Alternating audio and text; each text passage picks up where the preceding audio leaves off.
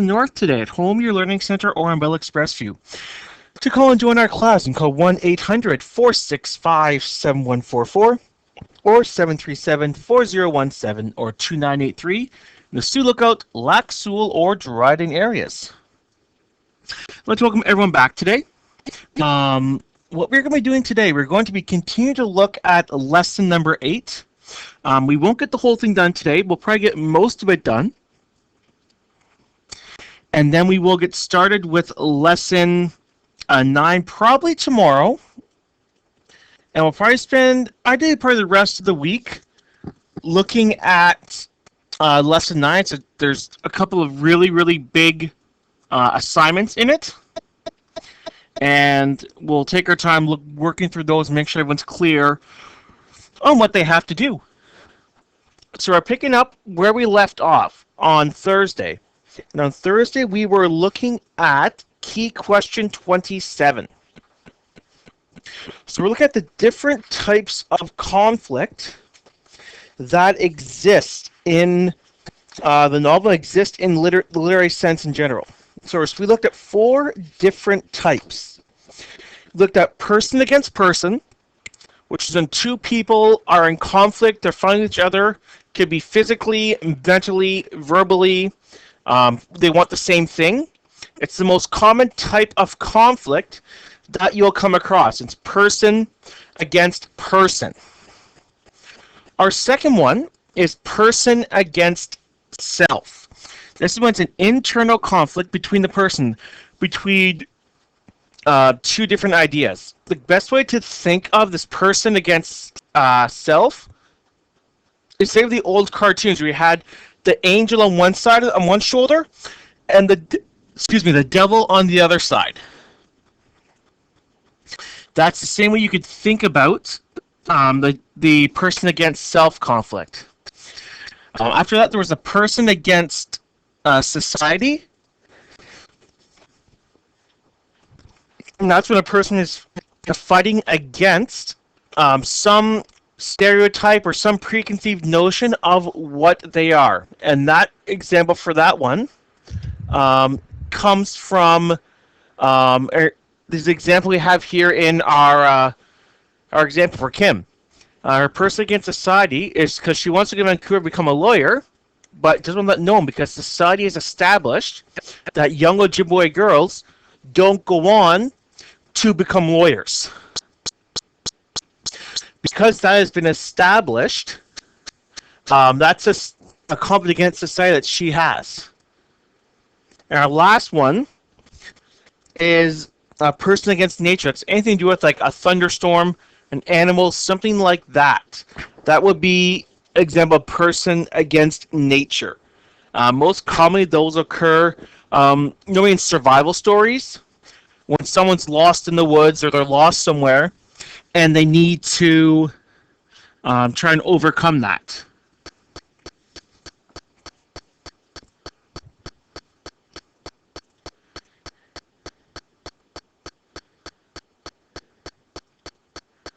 So that is P question 27. So once we look at this, you have to choose 5 characters. You have to do Tiffany, Keith, and Pierre. The 3 required ones to do. The other 2 that people normally do are Tony and Granny Ruth. They're tend to be the most common ones that people end up doing. We did do an example of this before when we looked at our example you had here. So this was our example we did for Tony. So we said Tony's facing 2 conflicts. He's dealing with a person against person conflict with Keith and Tiffany. He's in conflict with Keith because he's dating Tiffany's daughter, and Keith doesn't like him. He creates a character who looks like Tony and does target practice with it. He's also in conflict with Tiffany when he breaks up with her. He's cheating on her with Julie, and he and Tiffany get into a fight about that. He's also facing a person against society conflict because he's dating a First Nations girl. He's white, and it's not normal to the outside each other's races, and they have a lot of trouble and strife that goes on with that. Some of that slides into the person against person conflict with Keith. Other deals with what his dad and his friends are saying about Tiffany, about the fact that they don't believe they pay taxes, income taxes on their work. So that is just some of the examples of the conflict for that. So you have to do 5. Pierre, Keith, and Tiffany are the required ones. And then the other 2 are optional: Normie, Granny, Ruth, and Tony. Other people do Tiffany, or do Kim, or Darla. Are the other ones that are most common. So overall, this is worth 10 marks for each of the 5 characters. Now, some of them will be longer than others. Tiffany and Pierre especially will have a lot of conflicts. You may find that Granny, Ruth, Tony, Kim, and Darla only have 1 or 2. I take each character as a whole out of 10. So whether it's really long for Tiffany, Pierre, and Keith, or it's really short for the other minor characters, they're each marked out of 10 for a total of 50. So any questions with that, be sure to let me know. What I'd like to do now, I'd like to give everyone let's say about 5 minutes just to get started with this question, Key Question 27, just to get started with it. And then we'll come back at around 5:22 or so, and we will look at Key Question 28, and that'll take us a fair bit. So we'll come back at, we'll call it 5:22, so we'll take a break and come back then. I'll talk to you then. Talking, walking, breathing. No, it's true, baby. It's so funny. You almost back. We have a chance to get started with Key Question 27. We are going to now move on to Key Question 28. Now, this is a creative writing assignment. So what you have to do is think about what we just learned about conflicts, and you're going to try and give some advice to these characters and about how they could resolve their problem or their conflict.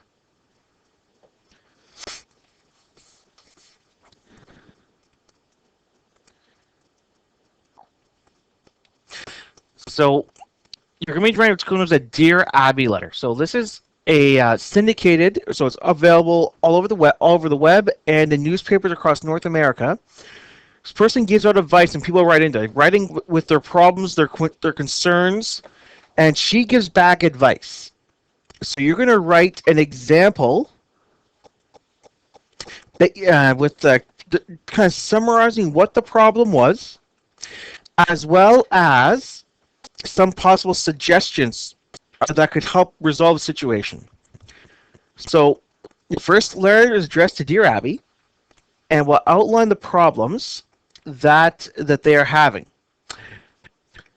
These are what you identify in Key Question 27. The second letter will be addressed to the character, will be written from the form or point of view of Abby, who will give advice to the character. The second letter, you should outline some tips or suggestions for helping the character work out their problems. Your letters should be written in an informal manner with a salutation or greeting, your concerns, and a closing. An example is provided for you, and we'll also look at more examples online as well. These come out every single day. So example here, and this doesn't factor into our dilemmas we face in our novel, but it's a good example. So it says, Dear Abby, I'm the mother of a 5-year-old girl called Mandy. Her father and I were separated when she was 16 months old, and we are now divorced.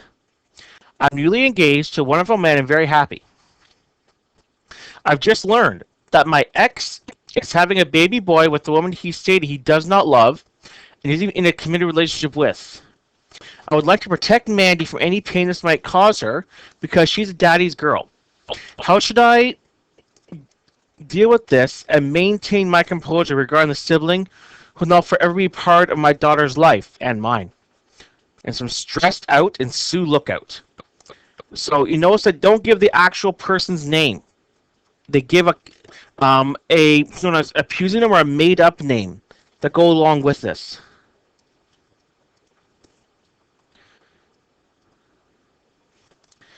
So that's the problem she takes. And then there's some advice that goes on.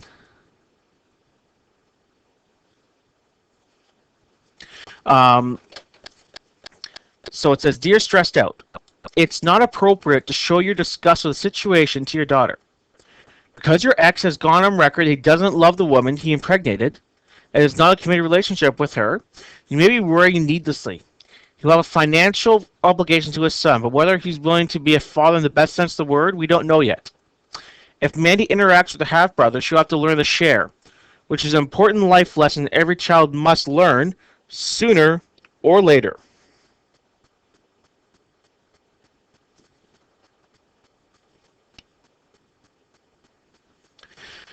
So you notice on the response, it's written back, so it's Dear whoever wrote, so in this case, Dear Stressed Out. And it keeps going on with some advice about what could happen.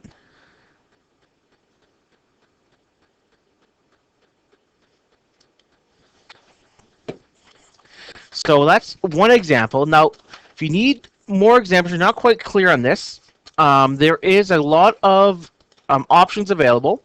So what we're going to do is we're just going to go here to Google, and we're just going to fire up our search engine. We're just going to type in Dear Abby. And here's the link. So from uexpress.com/Dear Abby.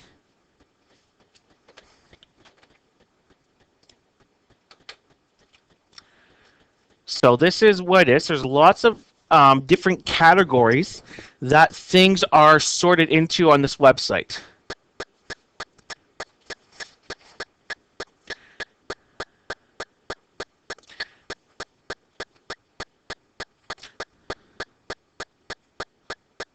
Let me get rid of this ad here. There we go.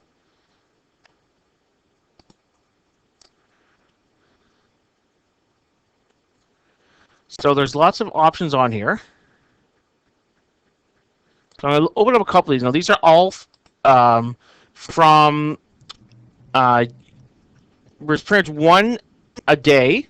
So we have the 10th to 9th, all those keep going. And there's a couple of these within all of these dates. So we're going to look at two of these. Look at the one that came out yesterday on Sunday, and then the one that came out Saturday as well. So it says, Dear Abby, my wife and I are legally divorced within a few weeks. We have a 1-year-old son. Although we've been separated for 8 months, she's an awesome mother to her son. The man could not ask for a better lady to take care of his child. We don't talk about much more than our son. We are no longer in love, but I can honestly say I love her for who she is, the mother of my child. Mother's Day is here. I'd like to her know how much appreciate she's done, but doing or will do for our boy. Would be appropriate to send a quick message expressing this to her, or should I leave her alone? Houston Daddy. So that's comes from someone in Houston. So the response is, Dear Daddy, I firmly believe if you think something nice, you should share it. You could absolutely express your thoughts. While two of you may no longer be in love, I'm sure she would be gratified to know that she has your respect and appreciation. Read on. For several years, my wife and I married and couldn't have a child. Then God smiled on us. We have adopted a precious boy and later a girl, and our lives changed forever. Every year on Mother's Day, my thoughts turn to my wife, my mother, and my wife's mother. There's also that special feeling for the birth mothers of my children. Were it not for their unselfish love, I would not be writing this letter. So, birth mothers, if you weren't to become the children you present for adoption, grow up and loved or happy, thank you for your my heart. You're never forgotten this. Because yesterday was Mother's Day, Lolly's focusing on that.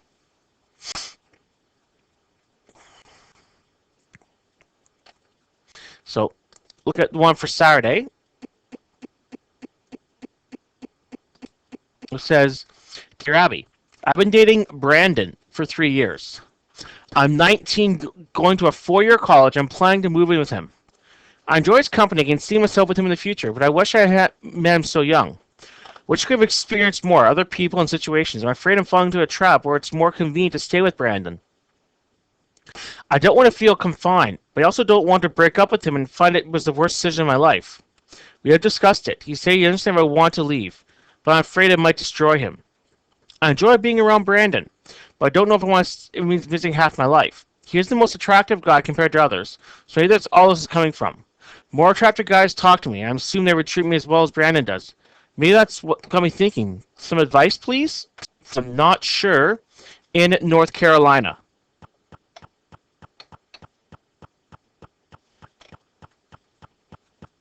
Dear Not Sure. Feel as ambivalent as you do not move in with Brandon. To do so will be cheating on both of you. Because someone seems more physically attractive than your boyfriend doesn't guarantee the person will treat you well or better than Brandon does. However, this is a lesson you may need to experience firsthand. It could also be a growth experience for Brandon to date others. He's already told you he'll understand if you would leave. So maybe he's emotionally stronger than you give him credit for. This does not mean they won't eventually wind up together, but may make you both more appreciative of the special relationship that you share because you have someone to compare it to.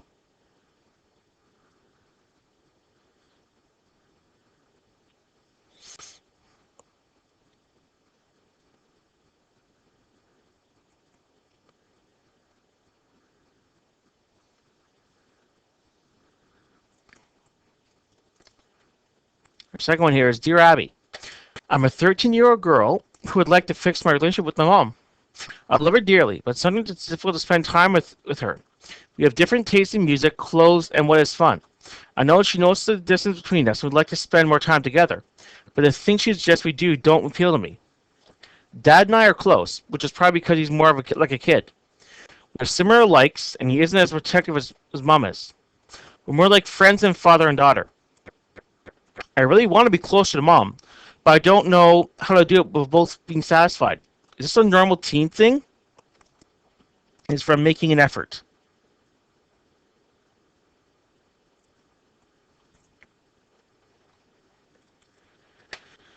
So the response is, do you make an effort? Yes, I think so. However, I'm praised that you want to build a close relationship with your mother because at your age it's important. Being a mother these days isn't easy, especially if being the disciplinarian and drawing the line is a role that is assigned to her by an older person father who prefers to be more a pal than a parent.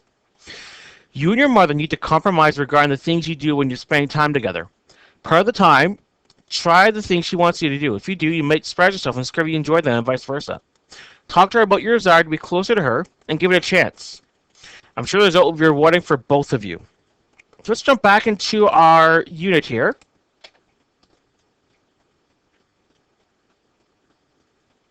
So think about how you could write about you would look at either Keith or Tiffany.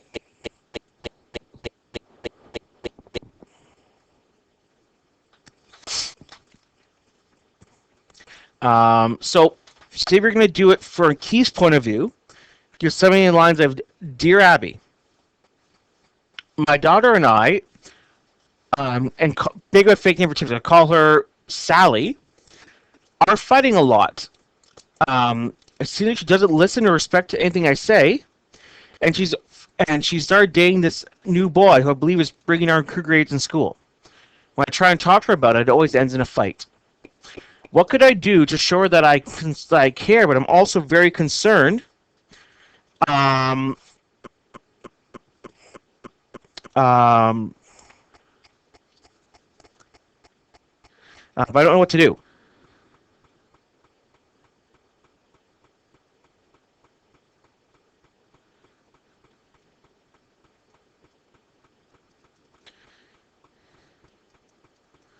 And the response would be,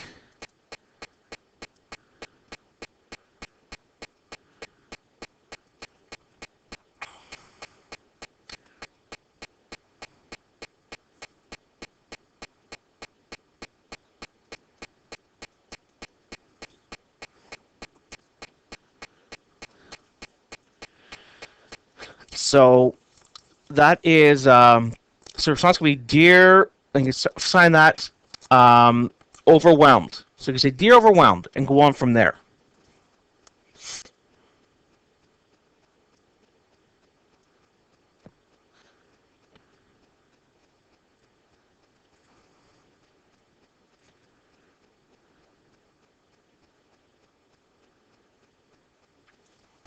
You can try talking to her about what she does and what she likes doing, and you give advice based on that.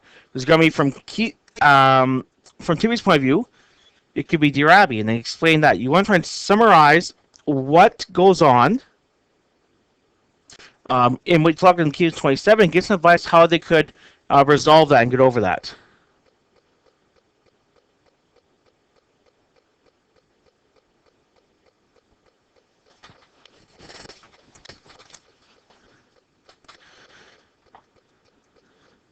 So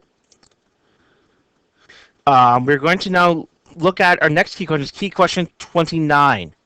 So this says, answer the following paragraphs in question paragraph form.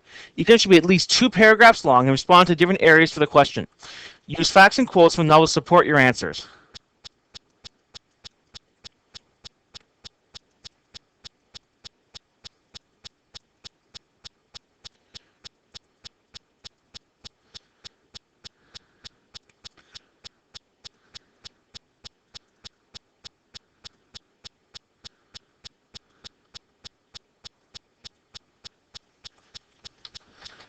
So think about, why do you think, so it's going to be at least 2 paragraphs long. So looking at 6 paragraphs total, you're looking at about a page and a half, if not 2 pages. And it should be pretty well detailed. So the first one is, why do you think Tiffany and Tony's relationship didn't work out? Ignore what you read about in the novel and use that as a base, but don't focus on that. Why do you think in the end it didn't work out?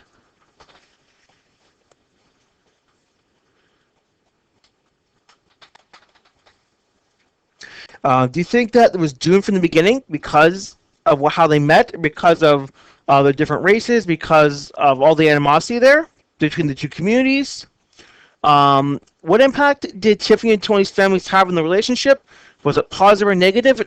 And think about all that. So focus on their relationship, what happened, how could it have been fixed, who contributed to the downfall of it.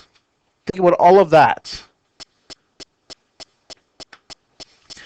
The second one says, what action does Tiffany allude to doing when she storms out of the house at the end of chapter 20? Why do you believe that she would consider this action? What advice would you give to her? And then number 3 says, we've learned more about Pierre Laird in these chapters, summarize what we know about him, and make 3 predictions about what each future action novel will be. I give you 5 minutes to work on this, to start this. We'll come back, we'll look at key question 30 and 31, and then we'll move on. That way, and we'll move on to lesson 9 tomorrow. So take 5 minutes, and we will come back at 5:45. I will talk to you then.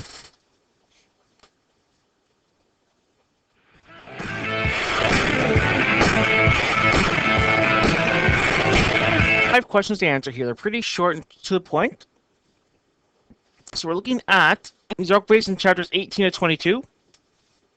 Now, in class together, we read to the end of chapter 21. So all I had left to read was just 22. And this is when Tiffany's run away from home. And she has said she may end up committing suicide. So she just threatened that and took off in the woods. So Keith is looking for her. He's already contacted the police. And she's running through the woods. And that's in chapter 22. We're not going to read it. It's up to you to read.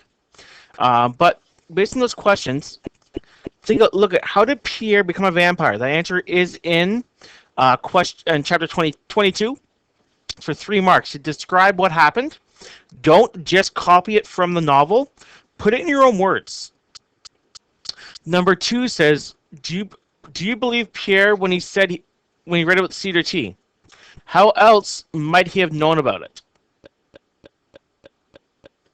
Think about what we know about his past life and what he heard about before. That is in chapter 21. Number 3 says, what reasons does Tony give for dumping Tiffany? Do you think there's other reasons? Yes or no, and what are they? That's chapter 18. Number 4 says, when Pierre remembers his mortal youth when he was still alive, does Alice seem happy with the decision to leave home? Yes or no? And then think about why. Why is it that way? And then number 5 says, in what way does Tiffany think she is like her mother? She draws a couple comparisons between herself and her mom. Look at those comparisons, see what they are, and try and figure out what they are and describe them. And then finally, key question 31 is your double entry journal. So you're going to hand this at the end of the unit. So keep doing your entries. Remember, 3 entries per chapter at least, or per chunk at least. So at least 3 quotes from these 5 or 4 chapters. If you have any questions, you're not sure if you're doing it right, let me know. By the end of the novel, you get to the using your Double journal, which you'll look at using next class. You should have at least 15 entries in your double journal. That's 3 at least from every lesson that we did. And that's the end of lesson 8, and that's what I end for class tonight. We'll start with lesson 9 tomorrow. We'll read some of the novel, and we'll look at how to use your double entry journal to finish and complete a character sketch. We'll be looking at that probably tomorrow and Wednesday, because a character sketch takes a long time. A lot of students tend to struggle with it, so we'll